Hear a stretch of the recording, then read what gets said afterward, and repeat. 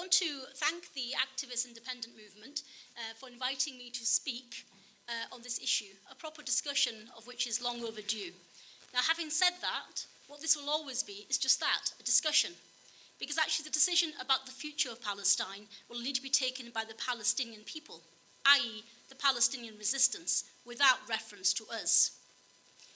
That doesn't mean, however, we're not entitled to an opinion. So what I hope to do is to set out my stall as a Muslim, as someone with Pakistani Kashmiri heritage, and as someone who has always supported Palestine as a UK citizen. So who am I? Well, I'll give a brief introduction, as many of you won't know me. I'm a consultant neurologist, and I'm not someone who expected to ever be billed as an activist, let alone as what I'm being called these days. So the Nazi, the Holocaust denier, and of course the most ridiculous of all, the anti-Semite. Now these terms mean absolutely nothing. For me personally, I expected not to be in any public profile. I expected to be at the side of my brother Farouk, who was a patriotic Pakistani Kashmiri, and it's not hyperbole to say that had he not been assassinated in March 2022 in a 4-star international hotel called Ramada by Wyndham in Islamabad, you'd have all heard of his name by now, I guarantee you that. I believe MI6 were involved, and when there's MI6, expect Mossad. The relevance to Palestine? Well, my brother was speaking on Palestine when he was a student at Imperial College London. He was speaking on forums about Palestine, about the Hasbara, about Freemasonry, and he knew about blacklisting long before it entered common parlance in mainstream. In fact, Farouk actually knew, and there's not many Kashmiris here today, I think there's some, that the occupation of Kashmir is intertwined with that of Palestine. In fact, Kashmir actually has a longer military occupation than even that of Palestine, but there's a complete media blackout. And he wrote an article entitled A Tale of Two Nations.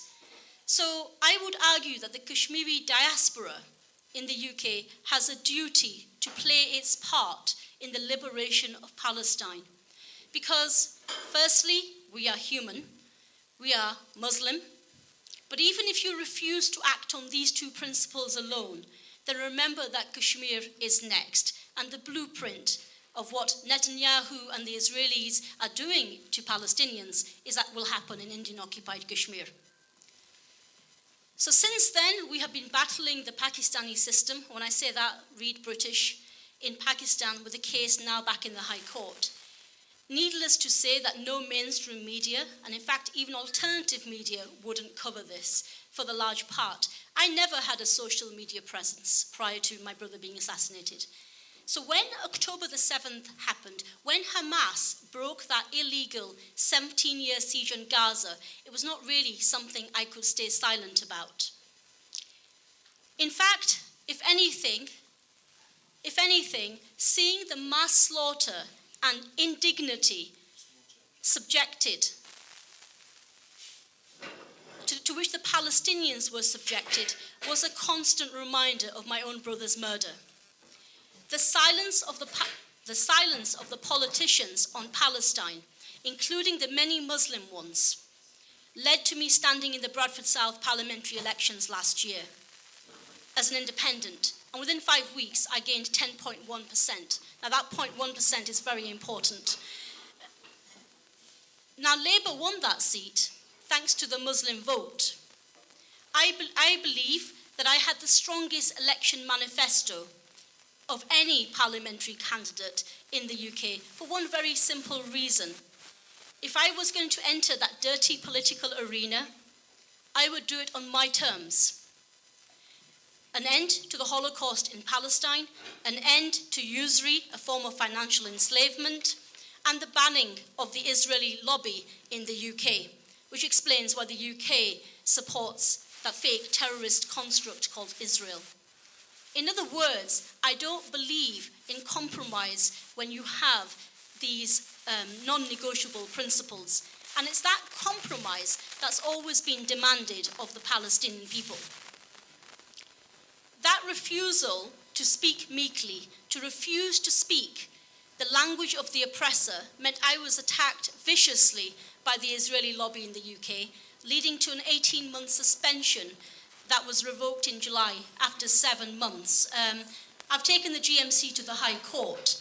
The judge is now refusing to give me a judgment. The Thwabot is about bringing back the charter that was effectively scrapped, because it's a scrapping of history that's tantamount to erasing the Palestinian story. When that happens, what's left is just a narrative of the so-called Jewish state and its defenders in whatever form they come, i.e. divided Palestine and a disputed territory since 1967. So to summarize, the Thwabot, formulated by the Palestinian National Council of the PLO in 1977, represents the core issues of national consensus on the so-called Israeli-Palestinian conflict, and it's to which all Palestinian factions pledged loyalty. Those core issues were the right to resistance, including armed struggle, the right to self-determination, statehood, i.e. a Palestine from the river to the sea, Jerusalem as the capital of Palestine. Fourthly, the right of Palestinian refugees to return to their homes and lands in what is occupied Palestine. It's a temporary construct called Israel currently. And no normalization with the occupier or its occupiers. So I recall reading an article by Dr. Samar Jabbar, who's a physician in the West Bank, and she published it in the Palestine Chronicle.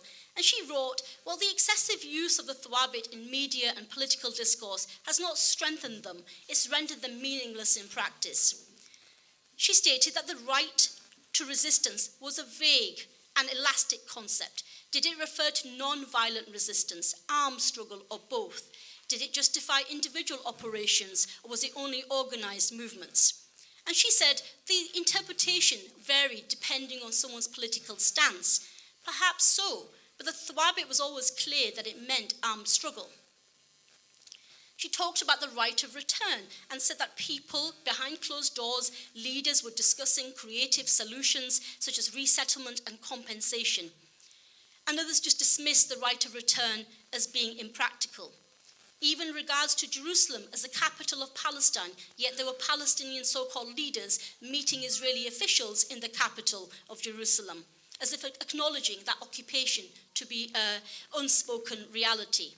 Now, she has a point that Thwabot could be used as mere empty slogans. But I'd argue that the core principles are essential to keep the movement honest. Any compromise, as made by the Oslo Accords, represents a treachery to the Palestinian liberation, and it should be rejected. Now, there have been innumerable compromises by Palestinians over decades, but the West, occupied by the Israeli lobby, will never be a fair arbiter. It's that background of failed concessions and betrayal that I argue that the only way forward is through armed struggle. Peace, as defined by the Israelis and their supporters, has never worked. To still peddle otherwise is madness. The two-state solution was never serious, certainly not by Israel. It has used that time to encroach on more Palestinian land. It's attempted to disarm resistance in the West Bank via its proxies, the Palestinian Authority, and its normalized relations with the neighboring Arab countries, which have been a source of support for the Palestinian people. Peace has been anything but. I'd argue that in some respects, particularly with the infiltration and the advancement in technology, that further concessions will be the death knell of the Palestinian cause. So it's now or never. So I think on this panel we'd all agree that it's one-state Palestine, but what's the meaning of this one-state Palestine? And I think that this one-state Palestine needs to be true to the Thwabot principles. That means one state, 1948 borders, and the settlers go home. Home can be the original European country. It can be any other country that wants them. That's their risk. home is not Palestine.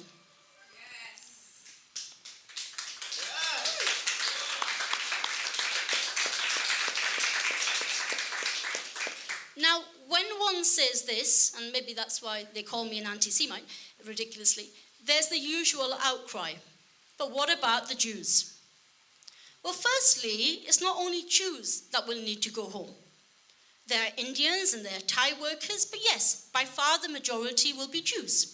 The only Jews excluded in what I have just said should be the ones who were originally living there, in Palestine, and they formed about 2.4% of the population, well before the first Aliyah began in approximately 1880. And I would say this, why are people so hell-bent on prioritizing the feelings of the occupiers? Exactly. Especially Jewish ones. It really beggars belief that even after 23 months of a Holocaust being live-streamed, the first thought is, but what about the Jews? Yes. Why? I actually don't care. That's not actually a call to harm. It's if they had sense, they'd leave. They'll ultimately have to leave. So they are putting themselves in harm's way.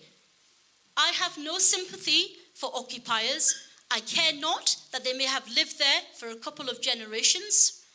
That land belonged to a Palestinian.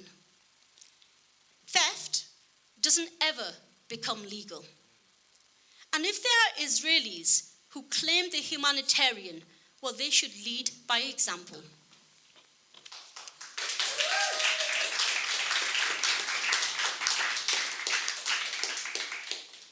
There will be those who argue that this is unrealistic or it lacks realpolitik. Actually, it's the only moral position to have. The way of trying to normalize didn't work. I do not wish more suffering, but after all we've seen, it's actually repugnant to me to argue that the very same occupiers should stay. People talk of needing to de-Zionize. What does that actually mean? How will you do it? Where's your blueprint of it working? If you mean by de-Zionize, the settlers go home, I agree with you. But if you mean something else, then you haven't got a blueprint that it ever works. Because there's no answer so far to that question. What do you mean by de-Zionize?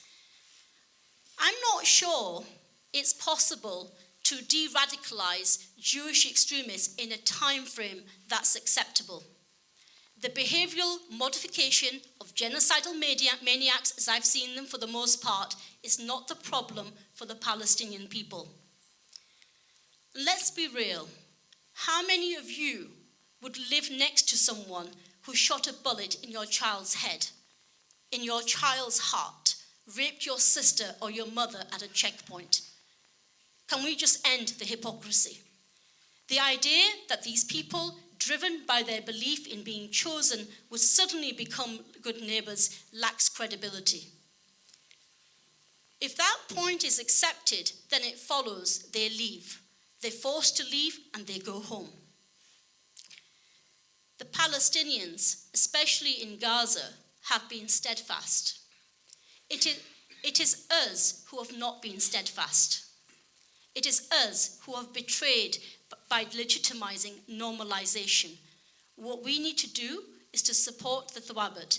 That means we support their inalienable right to their land, the right of the Palestinian diaspora to return, and importantly, their armed struggle against occupation. Now, practically, it means we make sure we don't cower in the face of state repression in our respective countries by condemning their resistance. I will never condemn Palestinian resistance. I will never condemn armed struggle. I will never condemn Hamas. I will never condemn October the 7th. It means boycott of all things Israeli, products, services, artists, sports, academics, etc. There should be a complete ban on all things Israeli. In fact, the only good Israeli should be an ex-Israeli.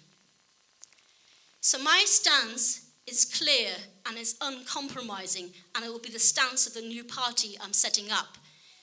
The stance is this, it's very simple. One state Palestine, 1948, and the settlers go home.